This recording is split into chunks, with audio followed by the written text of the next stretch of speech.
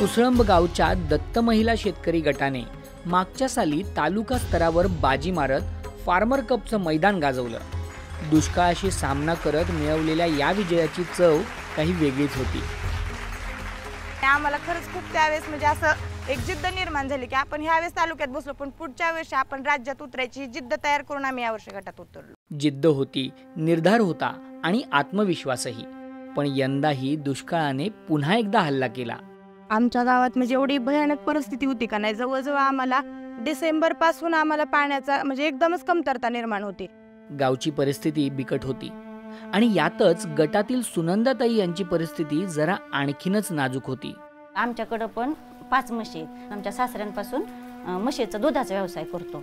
गावात पाण्याची काहीच सोय नव्हती. मग माणसांसाठी सरकारी टँकर चालू झालं, तिथून घागरीने आणून माणसं आपलं भागवायला. पण जनावरवाल्यांचं खूप अवघड झालं. मग घरच्यांनी निर्णय घेतला की आता आपल्या म्हशी विकल्याशिवाय पर्याय नाही.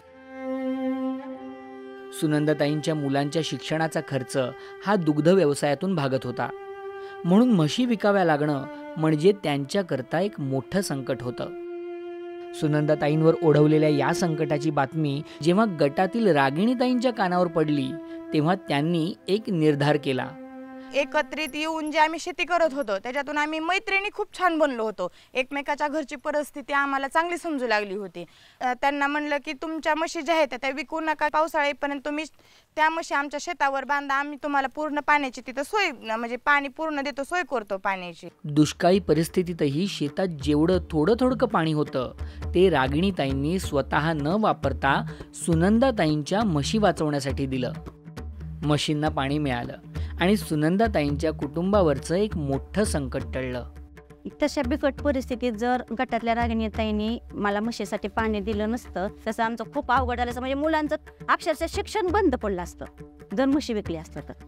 मग जेव्हा हंगाम सुरू झाला तेव्हा सुनंदाताईंनीही मदतीचा हात पुढे केला. शेणखत ते विकत घ्यायला लागले आणि आमचं शेणखत तिथं होतं.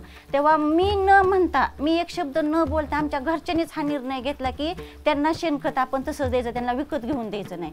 गटामुळे एवढं म्हणजे एवढा फरक पडलाय की एकमेकाबद्दल असं म्हणजे आपुलकी वाटायला लागली. एवढ्या म्हणजे एकमेकांना जी भावना आहे मदत करण्याची ती एकदम अशी उफाळून यायला लागली. होता होईल तेवढ्या चांगल्या गोष्टी आमच्या गटातनं घडू लागल्या गेल्या.